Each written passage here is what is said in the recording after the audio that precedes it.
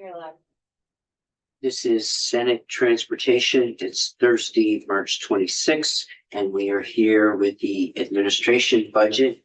And if you could give us your position and name, please, and then jump in. Good morning, and thank you, Chair. My name is Jana Morse. I'm the Division Director for the Agency of Transportation, Division of Administration. I'm going to share my presentation. And while I do, I have with me in the right Todd Eaton, the Vermont Local Roads Manager, and on the screen, Brad McAvoy, our Facilities Manager.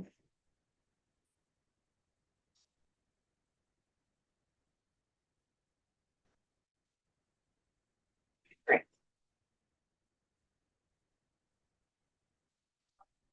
So let's start by talking about who we are. We are a division of administration of about 136 positions that supports the entire agency as well as the Department of Motor Vehicles.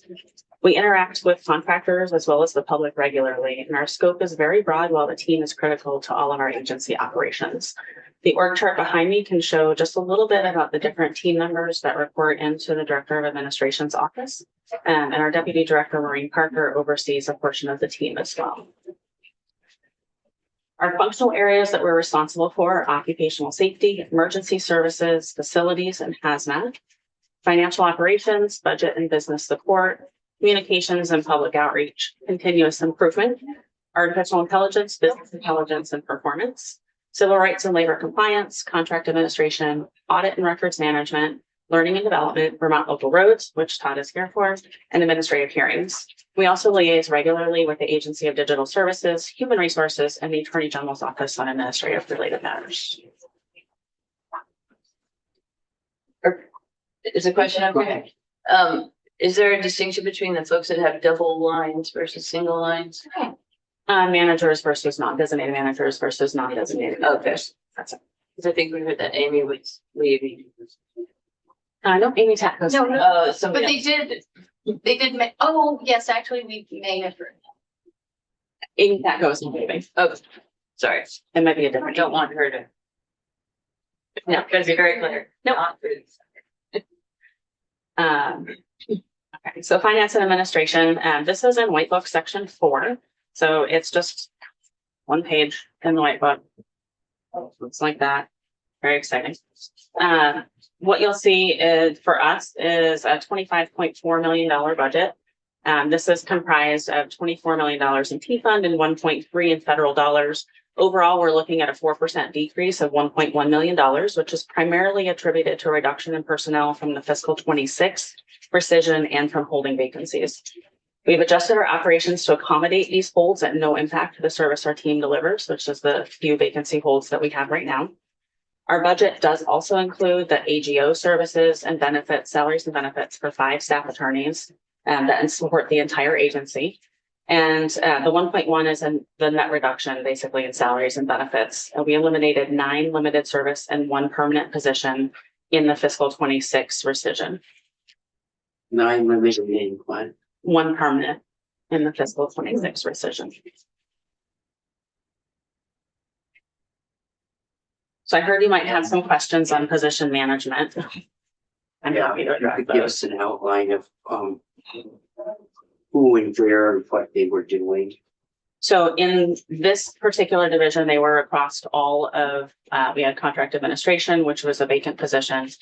We only had, I believe, 2 limited service positions that were still filled at the time of termination. And both of those employees, I believe, have found positions elsewhere in government, either in a permanent position within the Agency of Transportation or in another state organization. Does, so you said 1 position in contract administration? There's 1 position in contract administration. There is 1 position, I'll go back to the org chart. We had a couple positions in the finance team, of which some were able to move into full permanent positions, and then another one was vacant. We had 1 position in civil rights and labor compliance. We had a position in audit, which was vacant. We had a position, 2 positions in learning and development, or Bureau of Innovation Learning and Development, and I believe 1 or 2 positions in emergency management. we've done a little bit of a reorg. Facilities team moved into emergency management, so they're now safety. They're called SAFER. We have a new acronym. Yes. We need it. One more to add to the list. And our permanent position in the 26 decision plan was a filled position. That employee was not able to find another role with AOT, but is working in state government elsewhere. And the one permanent position was where? Finance. Finance. No question. Okay, go ahead. So moving to the spending profile, I just talked about how this was broken down between federal and state dollars. So you'll see on the left side of the screen, the transportation fund is the 24 million, federal funds is 1.3.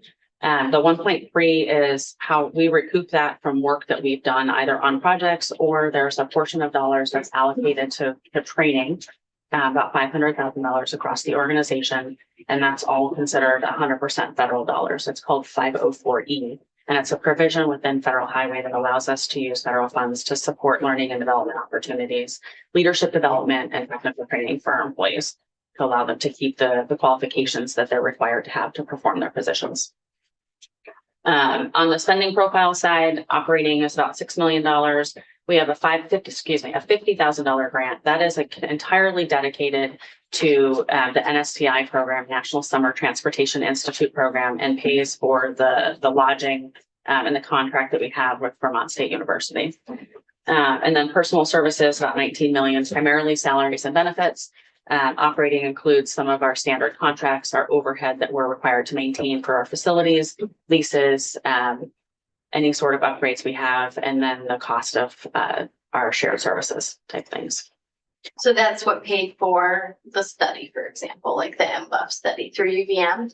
That's not coming out of our budget. Oh, no. wait, so what is the No. UVM contract again? The UVM contract is for the NSTI program. It's the National Summer Transportation Institute, and Okay, it's run through our civil rights. It's part of our recruitment and kind of learning and growing our middle school and high schoolers so they become aware of the things that they could work in the transportation space. great. Okay, I'm Yeah. glad I asked, because I Yeah. had, when you had said it, I assumed it was the research piece, but Nope. that must have been. That's actually part of Jeremy's program now. Yep. So just a little bit different look at our spending profile details.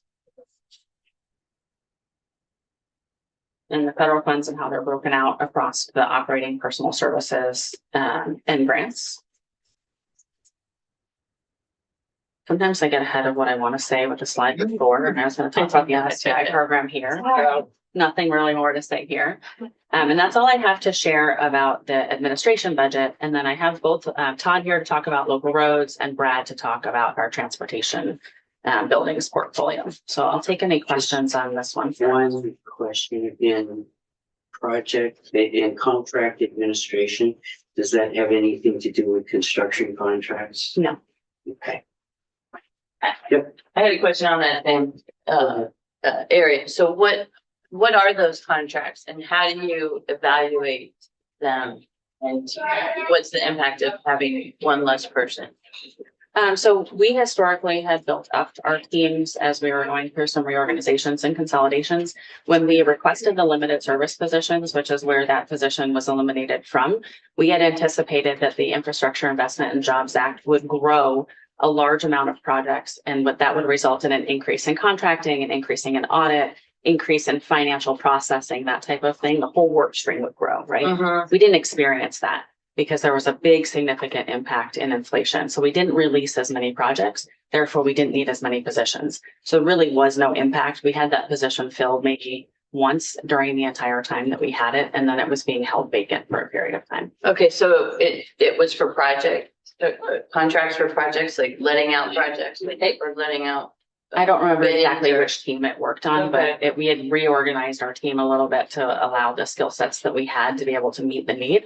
So we might have moved somebody over from a services team into the construction team, for example, and grown that team to be ready, and then backfilled an area where we had less volume. Okay, So we do that regularly with our team. They're cross-trained so that they can fit across multiple functional areas. okay, Thank you. You're welcome.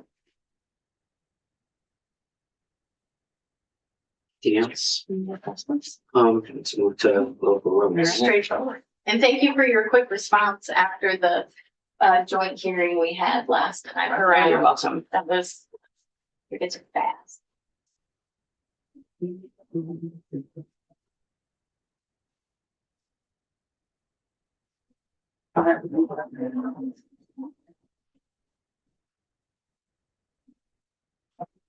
Good morning.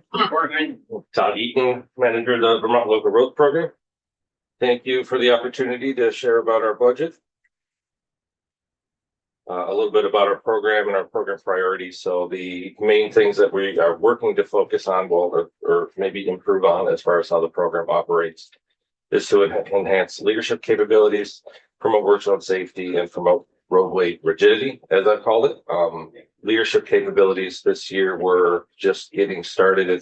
We have a week and a half before the application period for our Leadership Academy closes. This will be the third year that we've run it, and we've consecutively improved upon it based on feedback from the previous cohort that graduated. So this program is a 9-week program that emphasizes what you might call soft skills as far as leadership and management for upcoming or existing highway supervisors. And this is based on a demand. I mean, I mentored 3 road foremen last year in that particular process as communities hired a 20-something to fill that position because they couldn't find somebody else. So capable to be able to do the work. Yeah, it was great. Capable to do the work, but the select boards or the town manager was concerned about their leadership skills. So this program is in response to that demand. The road foremen have a capstone project at the end that they have to complete, which is a presentation based on something along the lines as if they were presenting to their select board.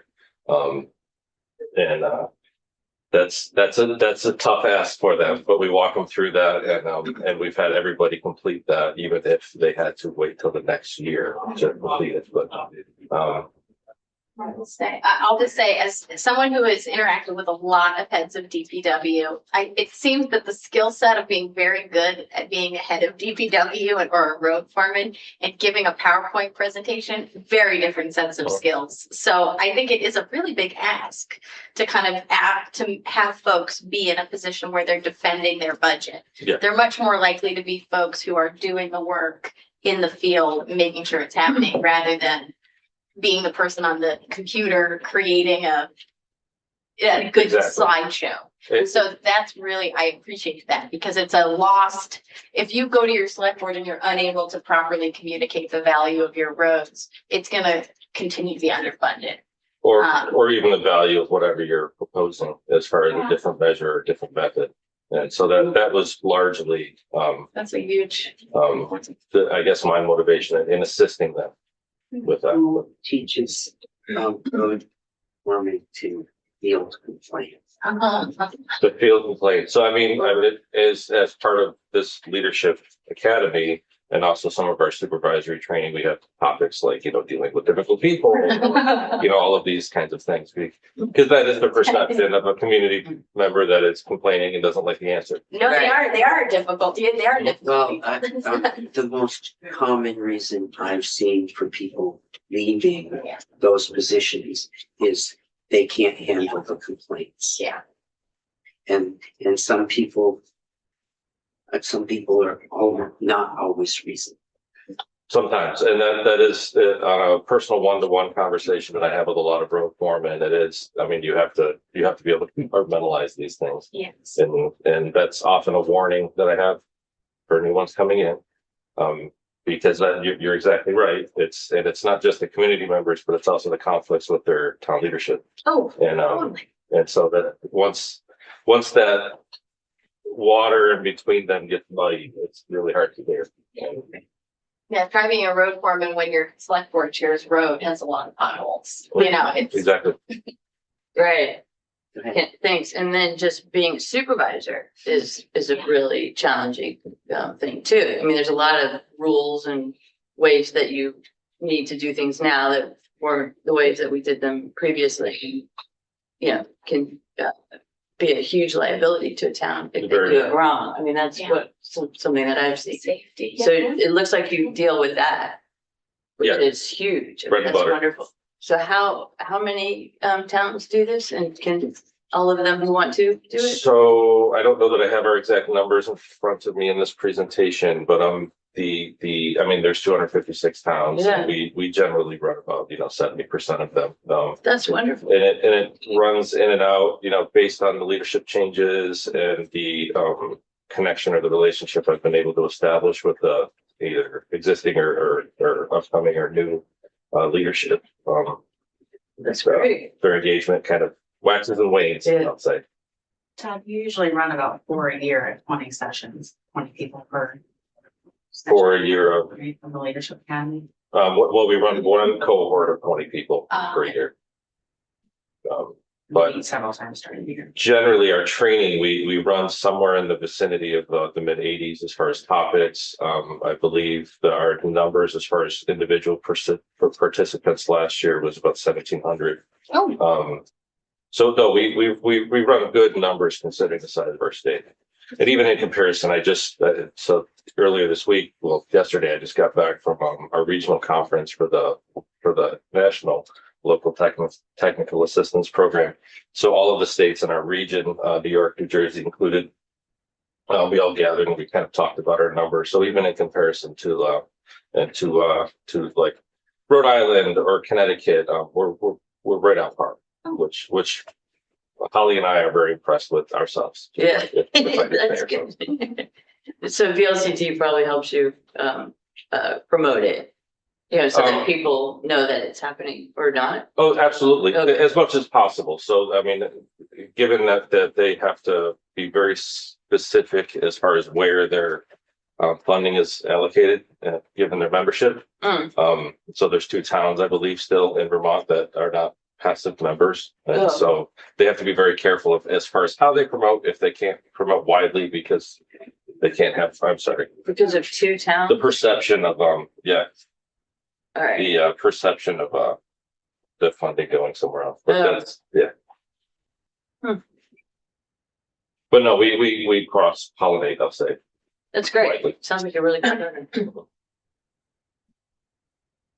In our work zone safety, obviously speaking about safety, but this will be the 3rd year that we've done 2 grants, specific to work zone safety.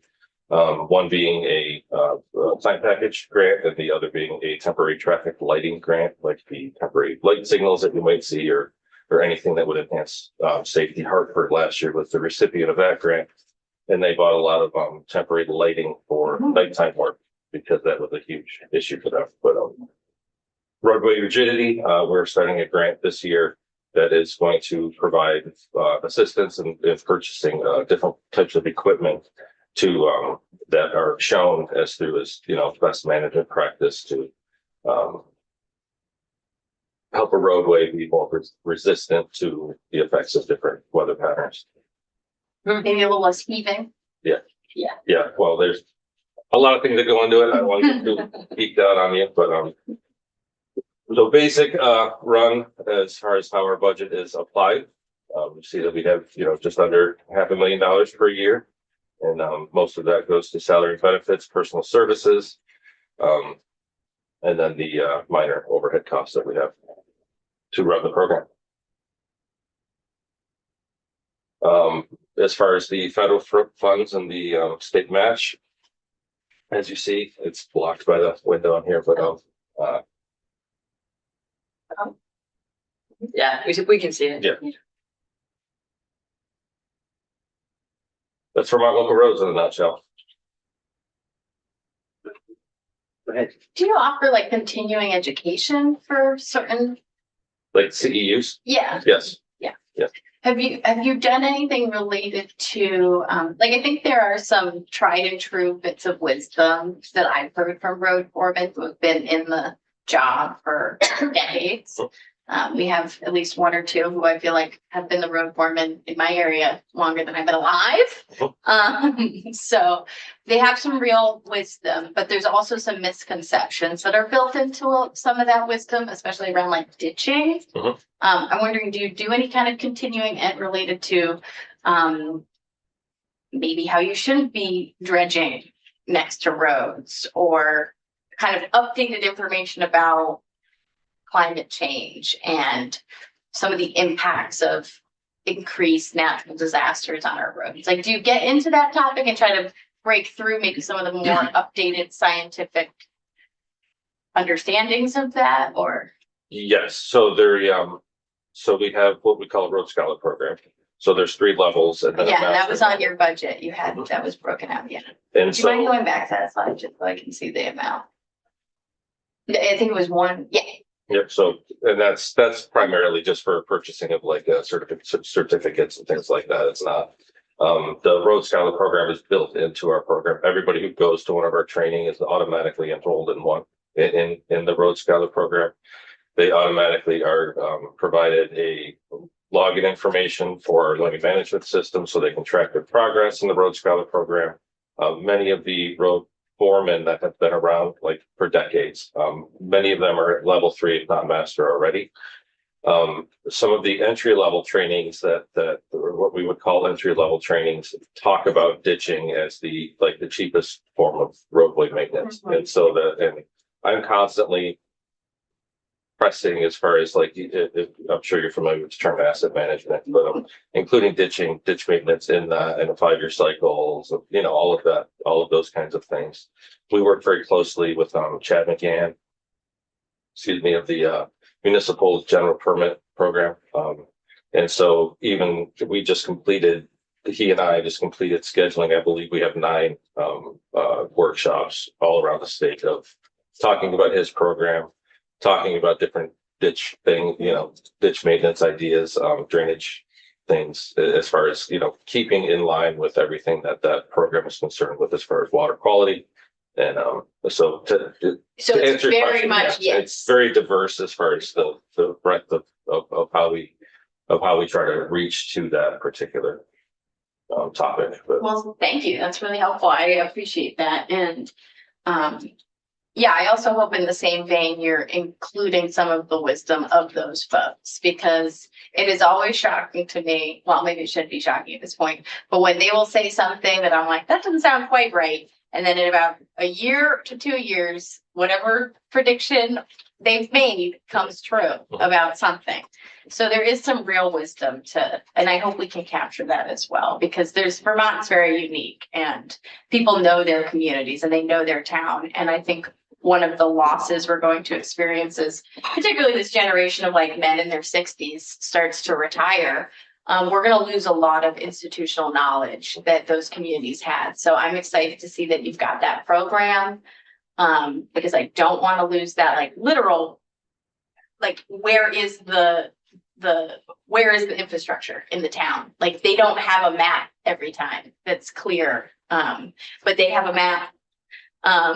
So being able to communicate that information to the next generation is going to probably be a big part of your job. I'm gonna say this. Sorry, I'm like, Only wax funding, and you mean, we old guys in our 60s or worse something? I know, I don't say it often, but I say it to Jen. We have the We recorded.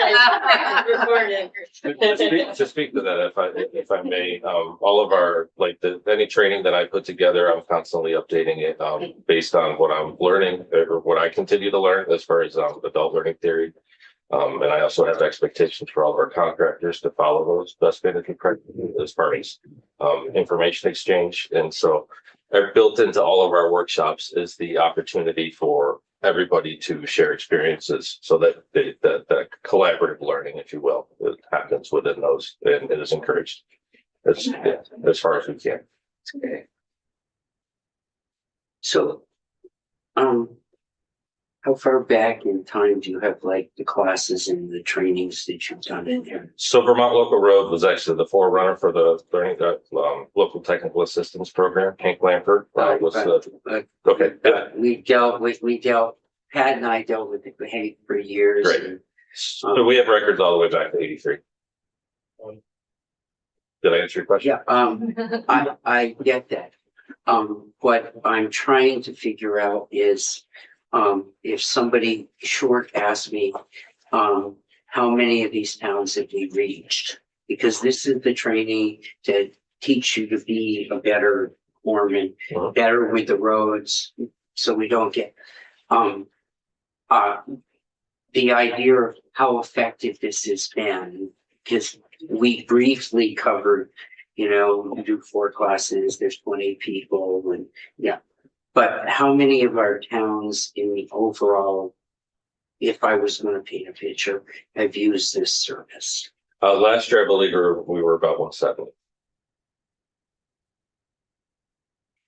And I apologize, I don't have our If yearly annual report that if shows you up. had like some numbers from the last 5 years, so we could, I suspect there's been hardly a town. How many phone calls do you get to towns a year? Yeah, no, we have those records and I can provide that for you. Yeah, you could send your annual report to that. Yeah, it probably is all in your, Anything else? Yeah, just, so I went to something, between 2020. And it was down in, my area, Dominion County, it was in Rockingham, and Rockingham hosted the event, so they got it for free. But it was, felling trees and doing it the right way, so that they don't, hit you. And it was pretty cool. Would that have been you? So we run 2 programs and then we also, we partner with boards and parks and their arborists and promoting their training and working with them. That was quick. So there's 2 trainings that we do, as far as chainsaw maintenance and chainsaw safety, and then also a program that we run. Yeah. Okay, logging. Yeah, exactly. It was so you're still doing that? Oh, yeah. Okay, good, because I would recommend that to everybody. It's just. Everybody. Yeah. 100%. Well, Changed my every life. town. Yeah, no, I learned a lot. Yeah. Yeah, Did you take the chainsaw course? yeah. I mean, I didn't do the whole thing, but I was there the whole time and did some of it. No, it's really Yeah, good. but to- I need somebody to come and help me cut. I know enough. Have space between. Yeah. They're pretty heavy. No offense, but if I see you with a chainsaw in your hand, I'm running for cover. That's fine, no offense. But I'll be on the right side of the street. Well, thank you. Excellent.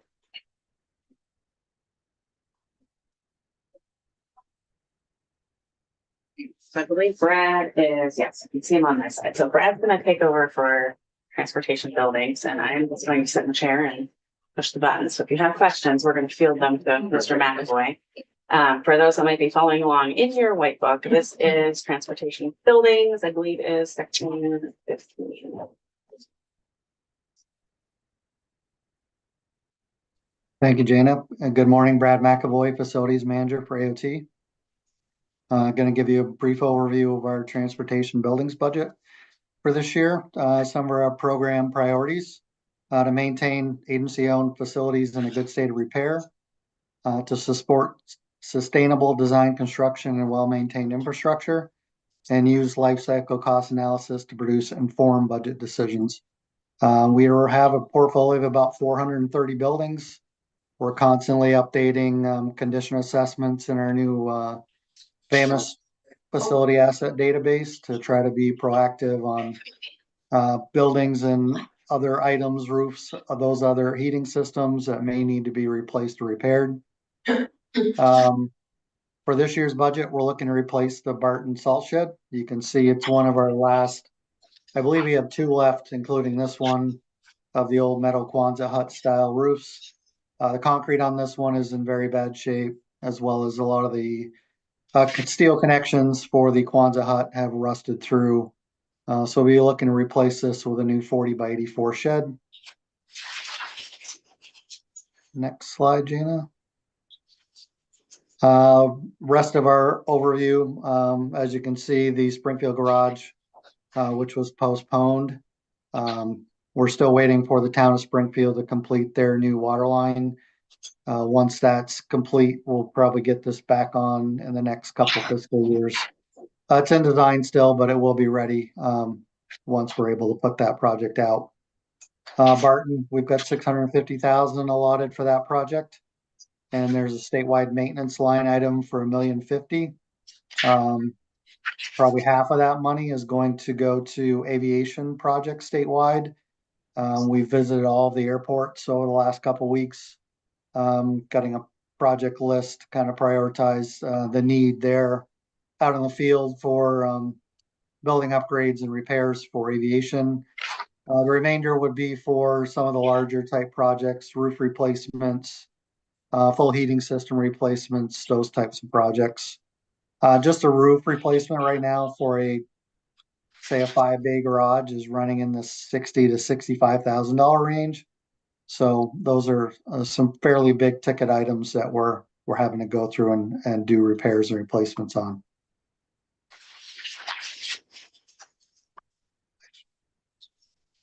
Happy to take any questions. That's a pretty limited budget this year for transportation buildings, but happy to answer any questions you may have. So from a high level, we asked at the beginning of this, everyone in the book to give us the previous year's spending going into this. Can you tell us what the FY26 budget was? Don't know if we have a copy of that in there, Jana, but the majority of the money in the previous year went to the Swanton Garage project. What I'm looking for is historical trends. You're at 1.7, you're talking about the out years going to 2.5. What were the last 2 or 3 years? Last year in the FY26, we did have the Springfield garage project in there, and that was listed in the book at 2.5 million. The prior year to that was the Swanton. Was that Springfield garage, or was that the total spending in buildings? That was the only project in there for last year. That was the total spend for transportation buildings was 2.5. And we're averaging around 2.5 million per year. And this is down this year by 800,000 wide. Do you want me to take that, Brad? Sure. So we prioritize our investments in our facilities on an annual basis. We look at what we have ready to go. We look at what the needs are from our customers, primarily being district maintenance and fleet for our district garages, and then like adjacent facilities. So it might be an office building, there might be sheds, that type of thing. And this year, the request was for the salt shed and for the Springfield garage. And then we learned that the Springfield garage project shouldn't move forward until the adjacent construction project was completed. So the budgeting for this is really up and down depending on what our asset management needs are. We do have a life cycle cost replacement program that's in place, and we look at what we might need to replace both now and in the future, and then make priority decisions on our facilities against all of the other available state transportation dollars to make sure that we're maximizing our opportunities. Sean, what's your goal, and can you articulate it to us? I hear you've got these planning processes, but coming in asking this committee for money, what's your goal? Where in that? I have to say it's a little concerning when everything is flat at 2.5, and we know everything is more expensive. And so how do we measure where we are in the maintenance of all of our garages? So we look at the condition of our assets, much like we do of other assets across the Agency of Transportation, and looking at the assets that we have right now. So we're primarily looking at roofs, we're looking at structures, we're looking at the shed quality, we're looking at what we might be able to do to maintain those facilities in a state of good repair. And right now, I believe our state of facilities, I'll follow up with an exact number, but I believe it's in the ballpark of about 70% are in a state of good repair or better. And then there's a portion of facilities, they might be items that we've chosen to divest of, or they might be areas where it's okay if we let something go because we have another plan. Like it might be a shed and we've already built a lean-to. So that might be an asset we're divesting and an asset that we're investing in. Some of the projects are completed through the district maintenance and fleet budget in a section called major maintenance. And those projects are flexible in nature and that it allows us to make sure that district maintenance maintains what they need in order to do their winter maintenance. Some major the project might come up that becomes an emergency. And then it also allows them to look at what their safety related projects are, their high priority projects, medium priority and low priority when it comes to facility assets, and then make those investments on an annual basis. So we're looking at two different buckets of money that we leverage to maintain our assets in the facility space. So is the goal to have 70% in good condition, or what's our goal? The goal is to have at least 85% in a state of good repair. As we're building out our asset management system, we're getting better asset conditions on an annual basis. So this spring is our third year of doing statewide annual condition assessments of all of our assets. And we're looking at primarily right now, I'm asking folks to take a look at what we can do to maintain and to improve the maintenance versus automatically assuming that we're looking at a replacement. I'll stop there for now. Okay. So the goal is 85, we're at 70. That's helpful.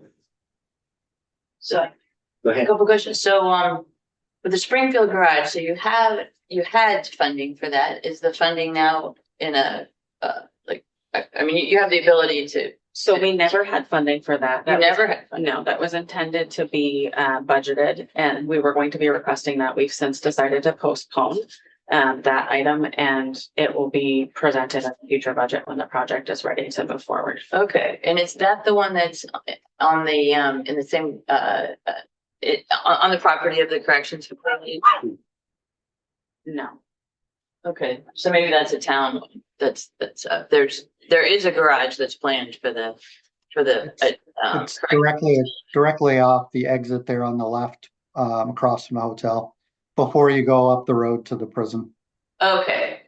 Okay, so there's gonna be two garages. Okay, and then so with the salt sheds, is there something like a kit for buildings like that? You know, sometimes it's a standard size and I'm just wondering if there is something. I'm gonna defer Like to that. Mr. McAvoy on our designs for salt sheds. So we've done different size sheds over the years. We have looked at some other states are using some that have like fabric roofs and different structures. We've pretty much stuck with a standard for the last 30 plus years that I've been here. They last. We just go every 5 years or so, go back and stain them. A lot of it's wood construction. We're not doing a lot of steel. We're able to store a lot of capacity in those. So that's pretty much been our standard design. We have like 5 different size sheds. This site would allow us for a 40 by 84, which is pretty much our standard shed size. Cool. And one reason I'm asking is just, a lot of towns need salt sheds and it's really difficult for them. It's Yep. expensive. So if the state has a good contract, hopefully towns could use that contract. Yeah, I do typically get reached out to a few times a year from different towns looking for assistance with shed designs or cost estimates. We do provide sample plans for them. So that is occurring now. Okay, so can they piggyback on your contract? Do you do that? These sheds are typically, we will do a design drawing and they'll be put out to bid. So it's not necessarily it's project by project based, so it would have to go out for a full bid, but we can share engineering, save the town's engineering costs, Okay, and work with them. We've even referred consultants who have done some of our site designs and things, but we typically do the shed drawings themselves in-house. okay, thank you. And the last couple we've done were in Westfield and North Hero, and they ran both right around 600,000. Okay. So have you done any assessment that if we are at, as you project out the next 3 years, 2.5 million, what happens with that percentage of 70%? So I wouldn't look at our future as being a flat 2.5 million. I'd look at it as we're gonna evaluate on an annual basis. We do it every year in June and July. The team comes together and says, here's what our priorities are. We have some safety related issues that need to be addressed. We have some high priority items like heating systems. We might have roofs that need to be done. This shed is collapsing. And then we build our budget based off of the need. So what might have happened in history is not a fair projection, I don't think, going forward. I think we're going to be looking at a variable number in the future to help us meet the specific needs of a given year. And that will depend on both the transportation buildings number and the. I understand the number. evaluation you go through and where you have to fit within the umbrella of the agency itself. Yes. And as we're looking at putting together an agency budget and the numbers that you give us going out are 2.5 for the next 3 years. Some assessment of where that would put, you're going to be hard pressed to squeeze paving and construction. And with employee contracts, I suspect the next employee contract will not be lower than this one. So we have to make a judgment of where these numbers are headed in conjunction with the whole. And all we have is, it shows 2.5 going out the next 3 years. If we are at that, have you done any assessment of what the overall condition might be? Out 3 years based on that? Not, we're in the progress of that right now. Okay. So I don't have a full Yeah, we've percentage. actually been recently working with Asset Management Group to run some different scenarios within the system. We have to assign, like roofs, we're trying to update all the roof condition assessments. We have to apply like a multiplier factor in there, like a per square foot cost to kind of design in the system these formulas to be predictive on how much it would cost to get us from 70% to 85%. So we are in the process of getting those numbers adjusted. We should have a pretty good feel for it come this summer. Okay, thank you.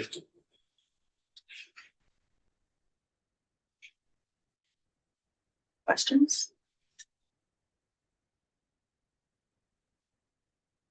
Thank you, Brad. Thank you.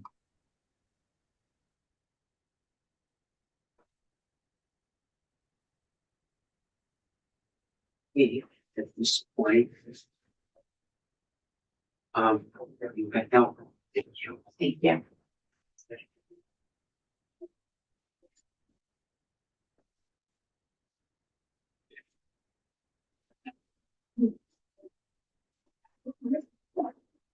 You sit in the chair. I was gonna